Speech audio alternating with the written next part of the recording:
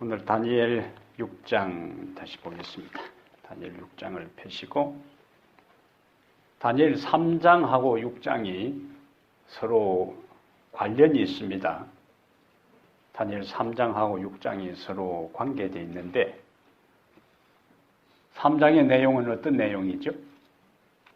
다니엘 세 친구들이 신상에게 절하는 것을 거부해서 풀무불에 던짐을 당했지만은 하나님께서 그들을 기적적으로 구원해 주시는 이야기가 3장입니다. 근데 3장의 핵심은 느부갓네살 왕이 거짓 예배를 강요했다. 거짓 예배를 강요했다는 것은 하나님의 법을 불순종하게 한 거예요. 서로 조화될 수가 없잖아요. 거짓 예배는 강요하고 거짓 예배를 강요한 것은 달리 말하자면 하나님의 법을 불순종하게 만든 거예요. 6장은 반대로 참 하나님을 경배하지 못하도록 한 거예요. 내용이 3장은 거짓 신을 경배하게 했고 6장은 참 하나님을 경배하지 못하도록 했고 그리고 참 하나님을 경배하지 못하도록 하기 위해서 세속적 권력이 기록된 형태로 법령을 만들어 선포하고 그 법령을 어길 경우에는 사형에 처하도록 하는 내용이 6장의 내용이에요. 6장을 단순하게 하나님께 왕 외에 30일 동안 기도하지 못하게 했는데 다니엘이 그것을 어기고 하나님께 기도했다. 그런 차원으로 접근하지 말고 종말론적인 측면으로 선악의 대쟁투의 관점에서 6장을 이제 살피라. 그래서 참 하나님을 경배하지 못하게 하고 그것을 금지시키기 위해서 세속적 권력이 법령을 선포했고 그리고 그 법을 어기면은 사형에 처하도록 했다.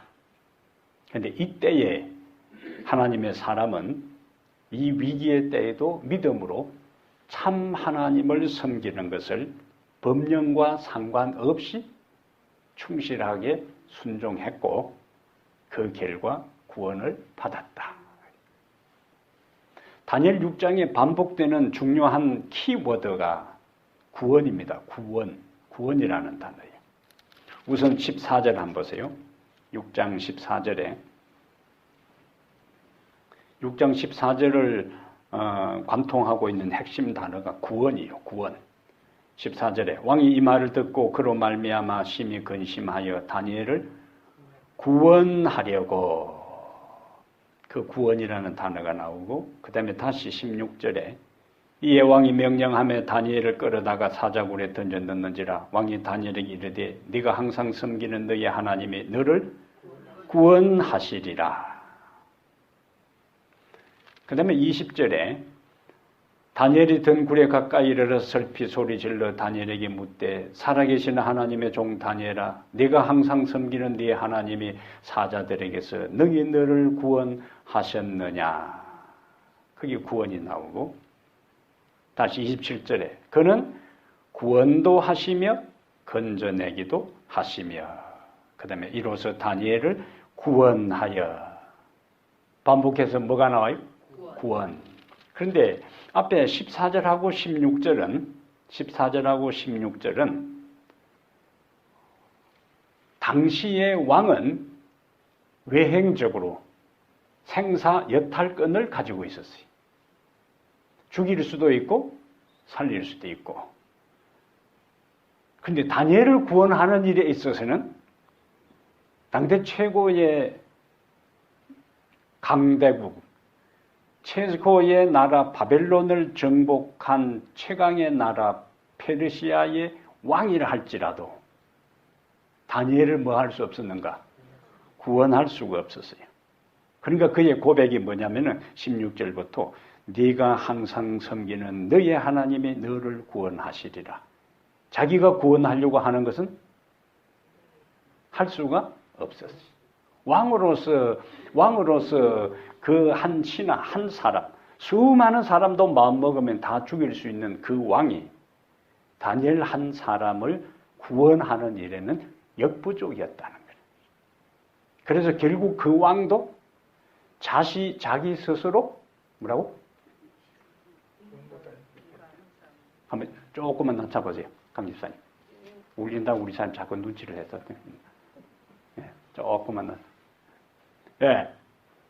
그러니까 최강의 나라 다니엘이라 왕이라 할지라도 자기는 구원할 수 없다는 걸 자기 입으로 시인하고 인정한 거예요.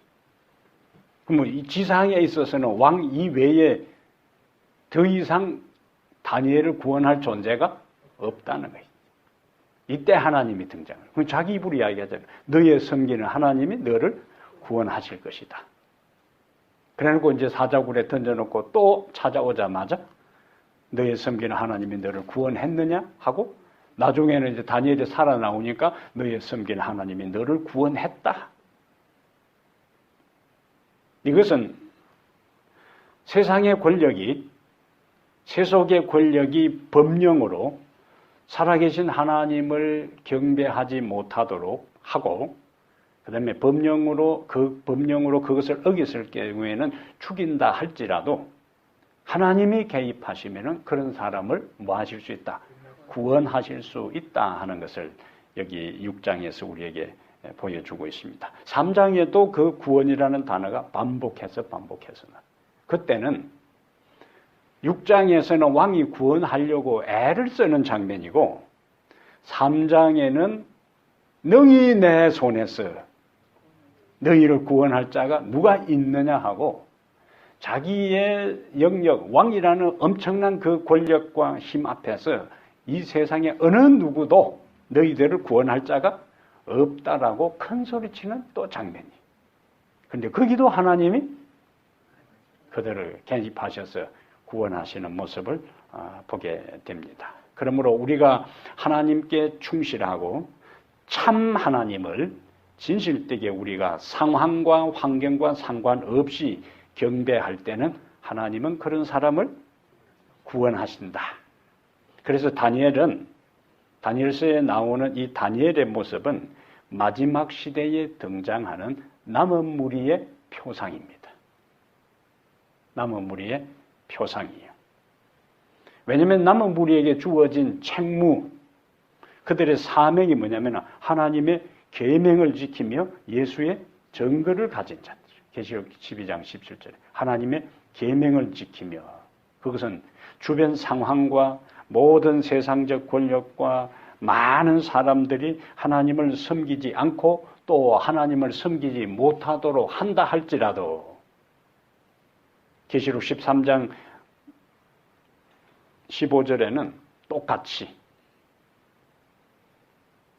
하나님을 바르게 섬기는 사람, 하나님의 계명을 지키는 자들을 죽이라는 명령이, 거기도 똑같이 세속적 권력이 결탁해서, 종교적 권력과 결탁해서 하나님의 백성들을 죽이라는 법령이 통과될 거예요. 패턴이 똑같아요. 여기도 진실한 하나님을 백성을 제거하기 위해서 법령이 통과되고 그 법을 어기면은 죽이고, 계시록에도 마찬가지. 에스더 3장 8절에도 하만의 부추김을 받아서 왕이 죽이라는 법령을 반포하잖아요. 거기도 하나님의 특별한 백성을 죽이라는 법령이 통과되고, 계시록 13장 15절에도 짐승과 그 우상에게 경배하지 아니하는 자는 누구든지 다 죽이라는 법령이 또 통과됩니다. 그러니까 에스더에서 등장하는 것이나 다니엘 3장이나 6장이나 그 패턴이 마지막 시대까지 그대로 흘러간다. 법령이 통과되고, 여기도 다니엘의 원수들하고 다니엘을 제거하려고 하는 그 고위 관리들하고 왕이 결탁해서 장면을 생각해보세요. 그 구조를 결탁해서 다니엘을 제거하려고 했는데 나중에 왕과 그들 사이가 멀어지고 그 다음에 왕을 부추겨서 죽이려고 했던 사람이 결국 죽게 되고. 자, 그거요. 에스더에서도 하만과 왕이 결탁해서 연합해서 하루아침에 유대인들을 다 제거하려고 했는데 결국 하만하고 왕이 또 갈라져 가지고 왕을 부추겼던 자가 결국에 또 장대 위에 달리는 장면이에요. 자, 그러면 그 패턴의 연장선이라면은 마지막 시대에 이 나라와 그다음에 우리가 지난주 배운 작은 뿔 세력, 거짓된 종교의 그 총연합체들이 종교적 세력과 정치적 세력이 결탁해서 하나님의 백성들을 제거하려고 할 거예요. 그럼 에스더 3장에 나타나는 패턴하고 다니엘 6장에 나오는 패턴대로라면은 정치적인 세계 최강의 나라와 종교적인 가장 강한 종교 세력이 결탁해서 하나님의 백성을 이 땅에서 제거하려고 할지라도 그러면 두 케이스를 보니까 마지막에는 또 어떻게 된다는 거예요? 마지막에 뒤집어지는데 그 정치적인 세력과 종교적인 세력의 연합이 어떻게 돼야 맞는 거예요? 깨진다는 이야기예요. 그것이 계시록 17장이에요. 계시 17장을 잠깐 가보겠어요.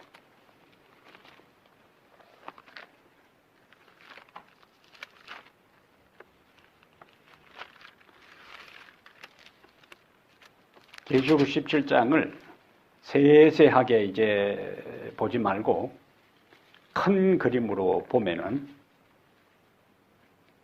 짐승이 나오고 여자가 나와요. 그게 핵심이에요. 짐승과 여자.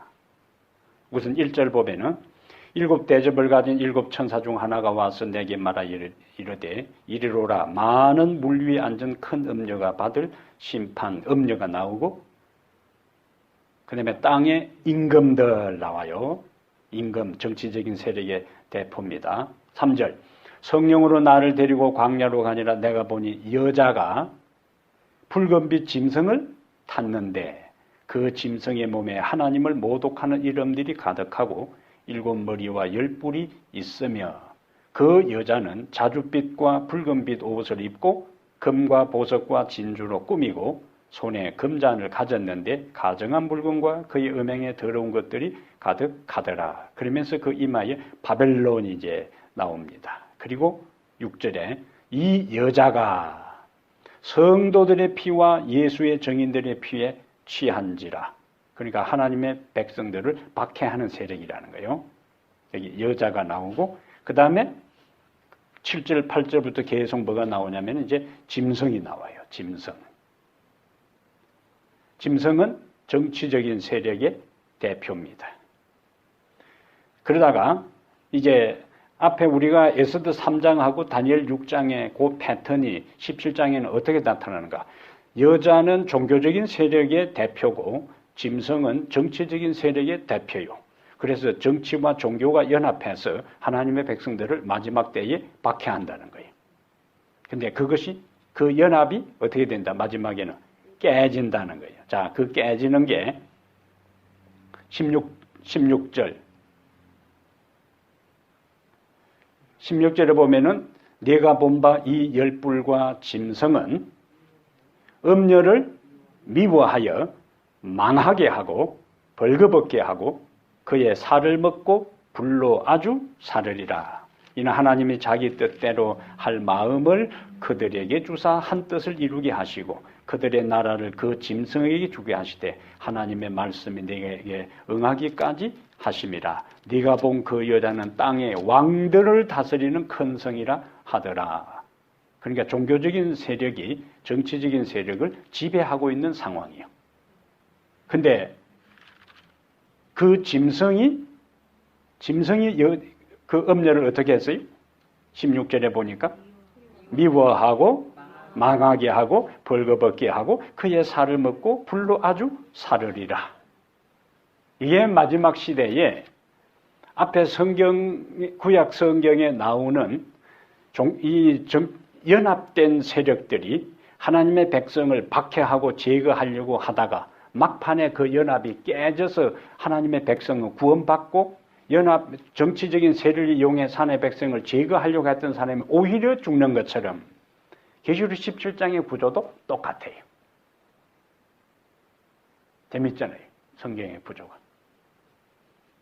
결국에 하나님의 백성이 구원받고 승리한다는 결론을 성경의 스토리 가운데서 우리에게 보여주는 겁니다. 그래서 다니엘 6장을 우리가 그냥 사자굴에 들어가서 살아남았다는 그 측면뿐만 아니라 그 이 내용 속에 있는 그 대쟁투의 그 구조가 어떻게 진행되는가 하는 것을 대두할 필요가 있는데, 다니엘이 경험한 그것은 역사의 마지막에 하나님의 백성들의 경험이고, 다니엘의 구원은 하나님의 백성들의 마지막에 구원을 표상적으로 보여준다. 결국 하나님의 백성의 승리요. 그래서 우리는 결론을 이미 알고 살아가는 백성들이죠.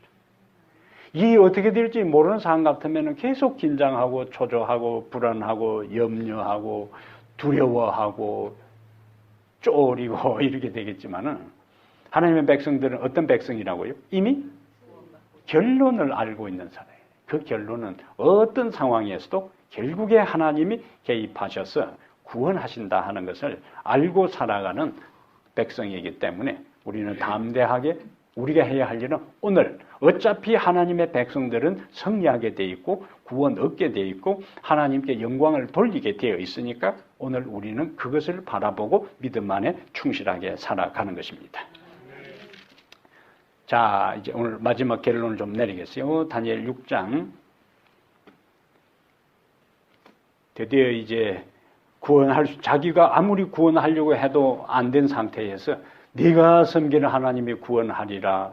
그 다음에 네가 섬기는 하나님이 구원하셨느냐. 그 다음에 네가 섬기는 하나님이 구원하셨다.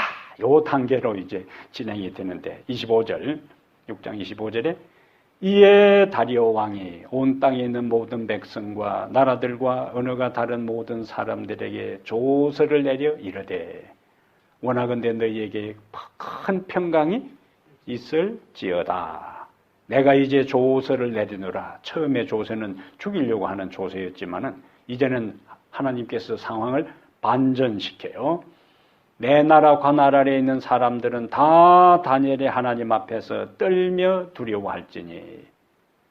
그러면서 이제 하나님을 7가지로 표현을 합니다. 아주 신앙적으로 깊은 내용이에요. 두려워할지니 그는 살아계시는 하나님이시여. 이 살아계시는 하나님은 상당히 중요한 표현인데, 여호수아서에서 하나님의 모습은 살아계시는 하나님으로, 여호수아가 이제 가나안 정복을 앞두고 세겜 들판에 기다리고 있는 상황에 우리 하나님은 살아계신 하나님이다. 그러면 가나안 땅에 있는 신들은, 가나안 땅에 있는 데는 살고 자시고 할 것도 죽을 것도 없어. 이미 원래부터 뭐요? 없는 존재들이요. 근데 이전에 민수기 13장 14절에 12명의 정탐꾼들이 돌아와서 바짝 쫄아가지고 온 거예요. 그걸 잔뜩 먹고, 그 성은 엄청나게 크고 높고 그곳에 있는 사람들은 거인이고 우리는 메뚜기 같고, 근데 갈렙과 여호수아는 그들의 신은 그들에게서 떠났고 그들은 우리의 밥이라. 그렇게 그래서 내가 섬기는 존재, 이 하나님에 대해서 내가 얼마만큼 하나님을 크고 위대하고 존귀하고 의미하신 분으로 생각하느냐에 따라서 내가 내 삶을 보고 환경을 보고 상대를 보고 인생을 보고 세상을 보는 모든 눈이 달라지는 거예요. 여호수아와 갈렙은 그들의 신은 그들에게서 떠났고, 살아계신 하나님은 우리와 함께 있고, 벌써 다르잖아요. 그들의 신은 떠났고 여호와는 우리와 함께 있으니까 아무리 성이 강하고 튼튼하고 철옹성이고 난공불락이고 그곳에 있는 사람들이 안악 자손이고 거인이고 무사들이고 한다 할지라도 그들의 신이 떠났다는 것이. 그것은 옛날 이 근동 지역의 전쟁관 문화 중에 하나가 뭐냐면은 고대의 전쟁은 신들의 전쟁입니다. 고대의 전쟁은 신들의 전쟁이라. 항상 전쟁에 나갈 때는 어느 신이 강한에 따라서 그 전쟁의 판도가 달라지는 거예요. 전쟁에서 이겼다면은 그 나라가 섬기는 신이 강한 거예요. 이기게 한 거예요. 그래서 다니엘 1장에서 예루살렘을 정복하고 초토화시킨 다음에 예루살렘 성전에 있는 기명들, 그 기구들을 다 약탈해가지고 바벨론에 가서 그들의 신전에 두었다 하는 이야기는, 그거는 신들의 싸움에서 당신 마르둑 신, 별신, 당신이 승리했으니까 이스라엘 유다 백성이 섬겼던 여호와라는 신의 신전을 우리가 불태워버리고 그들이 그들의 신을 섬기는 데 사용했던 것을 다 가져왔으니까 당신이 이것을 통해서 영광을 받으소서, 그거라. 그 신들의 전쟁이.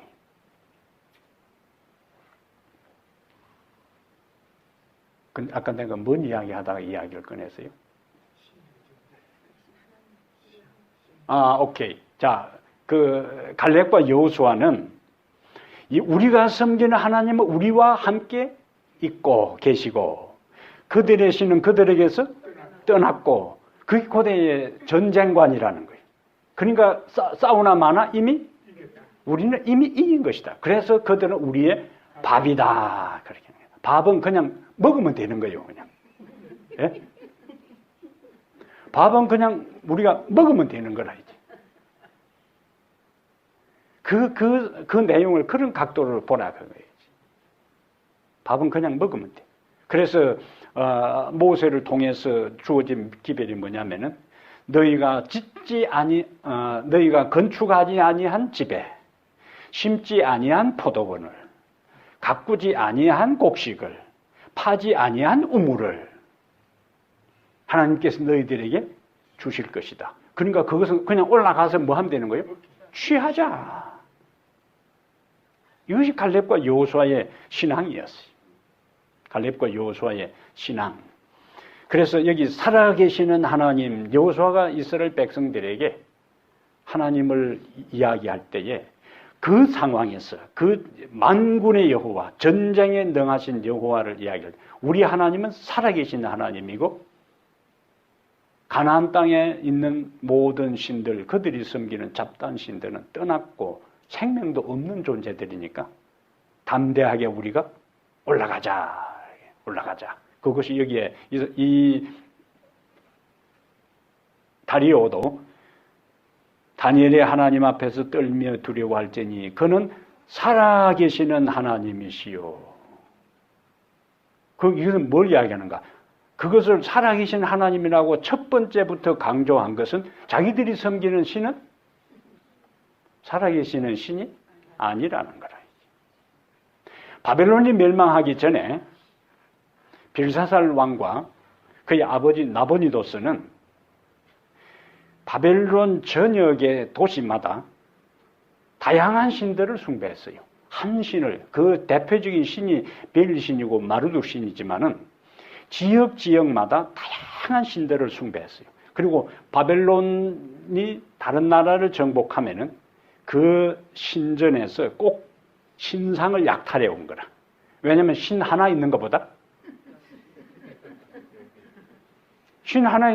여러 신이 있으면 훨씬 유리하다고 판단하고는 한 지역을 정복하면은 그 나라의 신들을 다 약탈해 온 거예요, 신상을. 그리고는 마을, 도시마다 너희들은 이 신을 섬기고 너희들은 이 신을 섬기라고 이제 그렇게 다 정해준 거예요. 그런데 메데페르시아가 바벨론을 공격해 온다는 소식을 듣고 지방에 나눠줬던 그 모든 신상들을 바벨론으로 다 가져온 거예요. 집결시킨 거야. 누구의 힘을 빌려서 이기려고? 신들의 힘을 빌렸어. 신 한두 개도 아니고 바벨론 전역에 흩어진 신들을 다 빼앗아가지고 바벨론 도성에다가 집결시켜 놓고 이 정도면 이제 메데페르시아가 공격해 온다 할지라도 이 정도 많은 신이 연합해서 메데페르시아의 공격에서 승리하게 해줄 것이라고 믿었던 거예요. 근데 그거하고는 아무 상관없이 이제 망했어요. 그때에 이 다리오 고레스는 자기들이 섬기기는 섬기지만은 그 신이 별 볼일 없고 힘도 못 쓰는 신인 것을 그들이 알고 있었다는 이야기예요. 그래서 뭐라고 강조하는가? 그는 살아계시는 하나님이시여.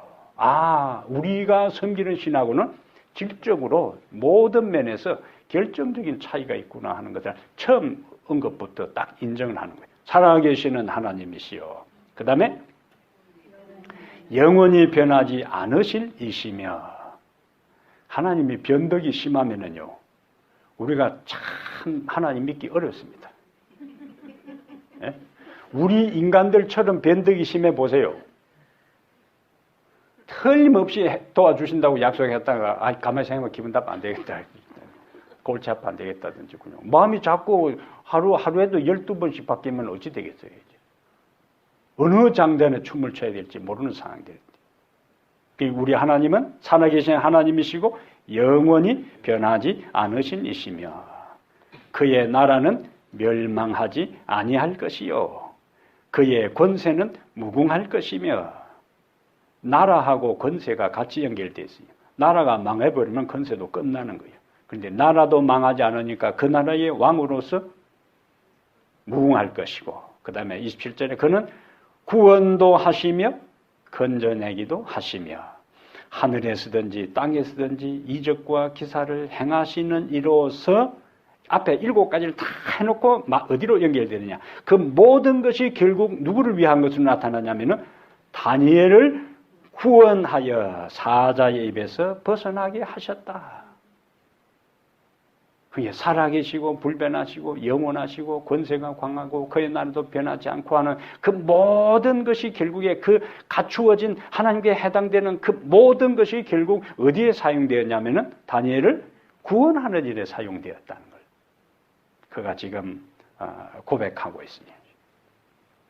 그것은 다니엘 3장에 다니엘의 세 친구가 구원받은 다음에 느부갓네살 왕이 고백했던 똑같은 고백이 여기서 다시 반복해서 나옵니다. 우리 하나님의 위대함을 이방 나라의 왕의 입을 통해서 드러나는 거예요. 그것이 절로 이 왕이 이런 고백을 하는 것이 아니라 하나님의 백성이 살아계신 참된 하나님께 사형 명령이 떨어진 상태에서도 그것에 구애받지 않고 하나님을 섬겼을 때 하나님은 그 한 영혼을 통해서 한 사람을 통해 영광을 받게 된 것입니다.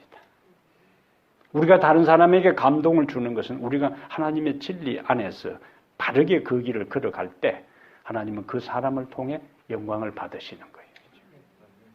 다니엘은 자신에게 주어진 일에도 충실했어요. 총리로서의 임무에도 충실했고 하나님의 백성으로서 하나님의 자녀로서도 충실했고 그때의 하나님은 그 영혼을 통해서 영광을 받으셨다. 28절이요. 짧은 구절이지만은 그게 상당히 중요한 내용이 있습니다. 28절 이 다니엘이 왜 6장을 마치면서 다니엘이 이 28절을 추가하고 있을까? 부록처럼 이 다니엘이 뭐라고 했어요? 다리오 왕의 시대와 바사 사람 고레스 왕의 시대에 형통하였더라.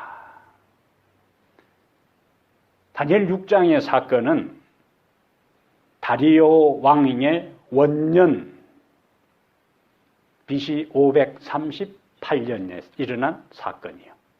근데 자, 이제 다니엘 5장에서 바벨론이 망했어요. 근데 그 바벨론은 BC 539년에 망했습니다. 그러니까 다니엘의 사자굴 사건이 일어나기 1년 전에 바벨론이 망했어요. 그러면 바벨론이 1년 전에 망한 그 사건하고 다니엘 6장에 다니엘이 사자굴에 던짐을 당하는 이 사건, 사형 명령을 내리고 이 법을 어기면은 죽인다는 그 사형 명령을 내린 그 기도, 그 법령을 무시하고 무엇이 다니엘로 하여금 그렇게 목숨을 내놓고 기도하게 했느냐 하는 문제입니다. 자, 바벨론이 1년 전에 망했어요. 다니엘 1년 전에 망했을 때에 그하고 동료 선지자인 에레미야가 자, 에레미야 25장 가보겠습니다. 여기에 이렇게 하면은 그 두 짧은 구절이 중요한 의미가 있음을 우리가 파악할 수 있습니다. 에레미야 25장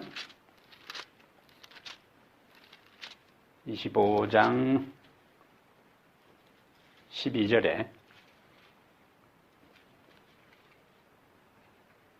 에레미야가 어떤 예언을 했느냐? 25장 12절에 여호와의 말씀이니라. 그다음 뭐가 나와요? 70년이 끝나면 내가 바벨론의 왕과 그의 나라와 갈대인의 땅을 그 죄악으로 말미암아 벌하여 영원히 폐허가 되게 하되. 자, 그 다음에 다시 29장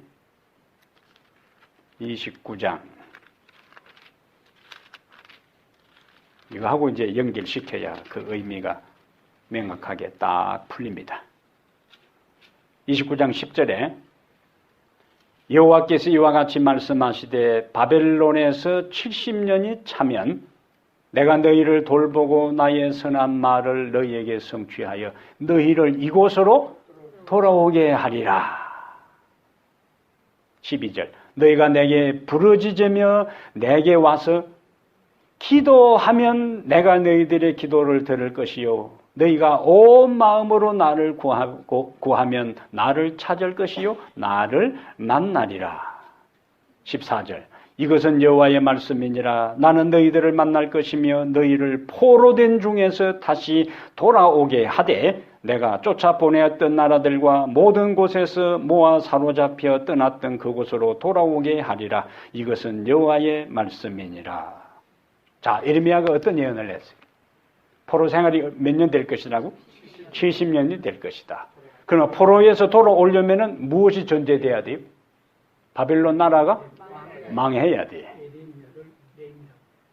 망해야 되는 거예요. 근데 바벨론이 다니엘의 눈앞에서 기원전 539년에 망했어요. 그럼 다니엘이 어떤 생각을 하겠어요? 바벨론이 망했다. 그러면은 뭡니까? 이제는 70년이 끝나면은 고국으로 돌아간다고 했는데 바벨론이 망했으니까 여기 에레미야 선지자를 통해서 뭐라고 했냐면은 너희는 내게 와서 70년을 이야기해놓고 내게 뭐 하라고 했어요? 기도하라고 했어요. 그 기도하라 해놓고 그 다음에 뭐냐면은 너희를 포로된 종에서 너희 고국으로 돌아가게 할 것이다. 세 단계예요. 70년의 포로가 마칠 것이다. 그 다음에 중간에 뭐예요? 기도하라. 그 다음에 고국으로 돌아갈 것이다. 그러면은 바벨론이 망했어요. 그러면 이제 다니엘 해야 할 일은 뭡니까? 그 사실을 깨닫는 다니엘이 같은 선지자를 할지라도 바벨론이 망했구나. 그럼 에레미야서를 연구를 해보니까 바벨론이 망하면은 이제 뭐 해야 되는 거예요? 기도해야 되는 거예요. 바벨론 539년에 망했어요. 그러니까 다니엘은 계속 지금 에레미야 자기 동료 선지자의 말대로 뭐 하기 시작한 거예요? 기도하기 시작한 거예요. 조국에 돌아가서 예루살렘 성전을 중건하고 예루살렘 성을 재건하기 위한 그 귀향을 위해서 기도하기 시작했다는 거죠. 그럼 사단은 여기에서 우리가요, 이 세상에 일어나는 일들이 그냥 외행적으로는 시기에 사로잡힌 그 다니엘의 동료들이 다니엘을 제거하고 자기들이 그 자리에 오르려고 한 것으로 그냥 보는 겁니다. 그러나 그 배후에는 사단의 자격이 있는 거예요.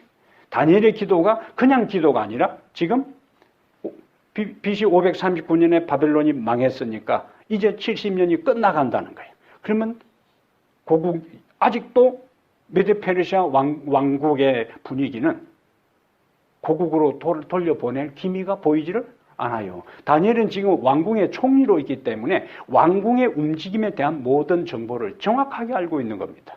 그러면 바빌론이 망했으면은 원래 시나리오대로라면은 왕궁의 움직임이 그들을 고국으로 돌려보낼 그런 움직임과 언론들이 일어나야 되는데 외행적으로 그런 분위기가 전혀 없는 겁니다. 아, 다니엘이 내가 이를 위해서 기도해야 되겠다. 이렇게 된 거예요. 그러면은 사단의 입장에서는 이스라엘 백성들이 바벨론의 포로 잡혀와서 그곳에서 그냥 그 우상 숭배하는 중심부에서 그냥 그렇게 끝나야 되는데 다시 그들이 고국으로 돌아가게 되면은 예루살렘 성을 재건하고 영적 공동체를 회복하고 성전을 다시 중건하게 되면은 다시 하나님 중심으로 그들이 돌아가게 되는 겁니다. 그러면 이것을 사단은 어떻게 해야 돼요? 막아야 돼. 그러면은 다니엘의 그 주변 동료들은 자기들은 사단의 하수인 노릇을 한다고 전혀 생각하지 않는 거예요. 그냥 그들은 인간의 본능적 욕심과 시기에 사로잡혀서 다니엘을 제거하려고 했는데 그 제약적인 동기와 목적과 마음을 사단은 다니엘을 제거하는 데 사용하면서 결국 다니엘의 기도를 무산시키고 왕궁 안에 왕에게 가장 결정적인 영향을 미칠 수 있는 다니엘을 제거함으로 그러면 그것을 왕이 알 수도 없지요. 이전에 그런 일이 있었는지 모르는 거예요. 이제. 그래서 계속적인 제약의 세력 속에 사로잡아 두려고 하는 사단의 전략과 하나님의 계획이 여기서 충돌을 일으킨 거예요. 이제. 그러니까 다니엘은 이 상황에서 뭐 하지 않을 수가 없어요. 목숨을 내놓고 자기 민족이 고국으로 돌아가느냐 안 돌아가느냐에 대한 자신을 통해서 하나님께서 지금 왕궁에서 왕에게 영향력을 행사해야 되는데 자기가 기도하지 않고 있어서는 이 모든 것은 무산되어 버리기 때문에 목숨을 내어놓고 기도하지 않을 수가 없었다는 이야기입니다. 이 선악의 이 대쟁투의 배경이에요. 이제. 그러면은 그 흐름대로 70년 포로가 끝난다고 해 70년의 포로 생활을 마치고 돌아간다고 했는데 BC 605년에 그들이 포로로 끌려갔어요.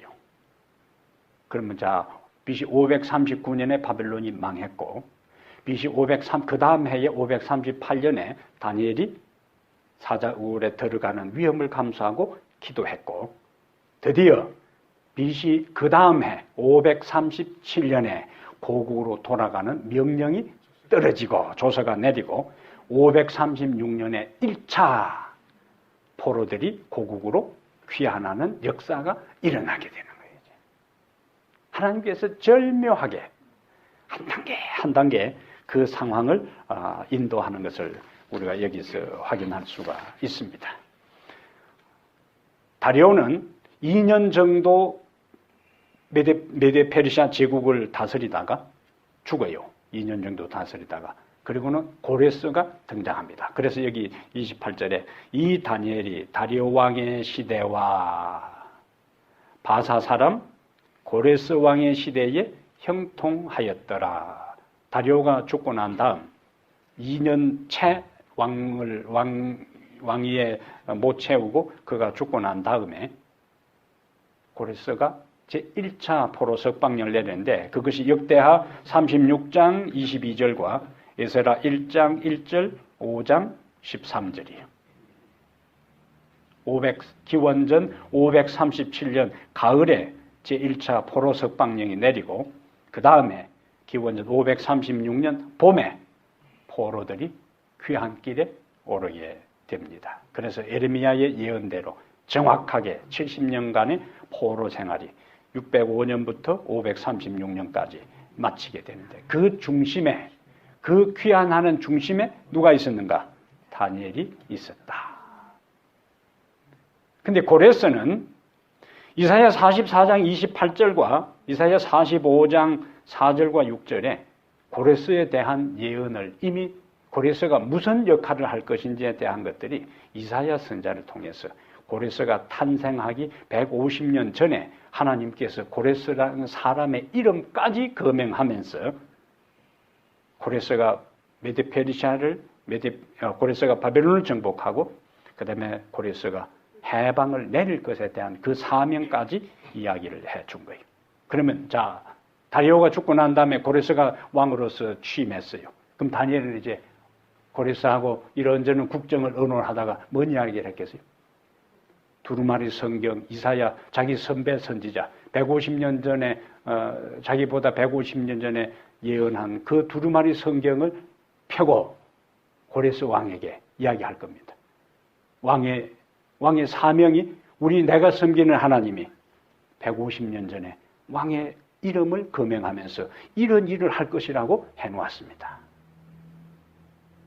그러면 고레스가 왕이 될 때에 이미 다니엘에 대한 이야기를 들었을 거예요. 이 다니엘이 어떤 사람인지를 전 나라, 전 왕조인 바벨론으로부터 시작해서 계속적으로 왕노를 하고 그 다음에 다리오 왕 시절에는 사자굴에 던짐을 받았지만은 거기서 살아남았다는 이야기까지를 다 생생하게 듣고 있는 입장에 그 다니엘이 두루마리 성경을 가지고 와서 당신의 사명이 이것이라고 이야기했을 때 고레스는 거기에 뭐예요? 자기 이름이 이 자기 직속 부하인 이 다니엘이 성경을 가지고 와서 우리 선배 선지자가 예언한 내용 중에 당신의 이름이 이렇게 기록이 되어 있다 할 때에 고레스 입장에서는 얼마나 도전을 받았겠어요. 이야, 얼마나 놀랐겠어요. 그러면은 다니엘의 됨됨이도 들어왔는데 이 다니엘이 찾아와서 이제 왕이 해야 할 일은 우리 민족을 고국으로 돌아가게 해서 그들의 신앙을 회복하게 하고 나는 이제 나이 많아서 못 가지만은 이곳에 있는 이 백성들이 돌아가서 무너지고 황폐해진 예루살렘 성을 재건하고 그들이 하나님을 섬기는 성전을 중건할 수 있도록 해방령을 내려주십시오. 그래서 1차 석방령이 내린 거예요. 이제. 그 배경이 우리가 앞으로 공부할 9장에 다니엘이 민족을 대신해서 중보기도, 회개 기도하는 그 눈물겨운 9장의 기도가 6장하고 맞물려 있다 하는 이야기입니다. 이 세상에 일어나는 모든 일들 배후에 선악의 대쟁투의 싸움이 펼쳐지는데 여기서 언제나 하나님은 사단이 아무리 자신의 모든 역량, 화력을 총동원해서 하나님의 백성들을 제거하고 하나님의 사업을 차단하려고 해도 그 일이 오히려 더 하나님의 일들을 성사시키고 재촉하고 성취하는 결과를 만들어주는 거예요. 사단은 주변 사람들을 충동해서 다니엘을 제거하려고 했는데 오히려 제거하려고 했던 그 일을 통해서 왕의 절대적인 신임을 받고 하나님의 살아계신 능력을 메데페르시아 전역에 왕의 입으로 선전하는 결과를 가져오고 그 다음에 그 다니엘 사자굴 사건의 그 결정적인 기적적인 일들을 고레스가 감동을 받고 이스라엘 백성들을 고국으로 돌아가게 하는 석방령을 내리게 되는 오히려 전환점이 되었다는 거다. 그래서 하나님을 사랑하는 자, 그 뜻대로 부르심을 입은 자들에게는 모든 것이 불리한 것이든지 이로운 것이든지 해로운 것이든지 악한 합력하여 선을 이루는 하나님의 주권적 능력의 역사를 우리는 다니엘 6장에서도 생생하게 확인할 수가 있습니다. 그래서 중요한 것은 내가 어떤 경우이든지 살아계신 하나님께 올바른 마음으로 믿음을 가지고 그분을 섬기고 경배하고 타협함이 없는 믿음의 길을 걸을 때에 우선은 내 눈앞에서 내 상황이 불리하게 전개된다 할지라도 하나님은 불리하게 전개되는 그 일을 통해 오히려 하나님의 영광이 되고 나의 삶에 유익된 걸로 반전시켜 주시는 하나님의 능력을 절대적으로 신뢰하고 믿고 살아가는 성도들이 되길 바랍니다. 기도합니다. 하나님 우리 아버지 다니엘 6장을 통해서 우리에게 또 확신을 주시고 생생한 은혜를 허락하시니 감사합니다. 우선은 하나님의 백성이 고난을 당하고 공경에 처하고 위기를 맞이하고 살아날 가망성이 전혀 보이지 않는 가운데서도 변치 않는 믿음으로 예수의 믿음을 가지고 인내로 우리 하나님을 섬길 때 주님이 개입하시고 간섭하시고 주님은 영광을 받으시며 당신의 백성을 절묘한 타이밍에 맞추어 기적적으로 구원하시는 역사를 보게 하시니 감사합니다. 우리 하나님 아버지, 우리들 주변에 일어나는 일들과 내 개인의 삶에 일어나는 일들 속에 그 배후에 전개되는 선악의 대쟁투의 생생한 실상과 현실을 바라볼 수 있는 영적 안목을 허락하여 주시옵소서.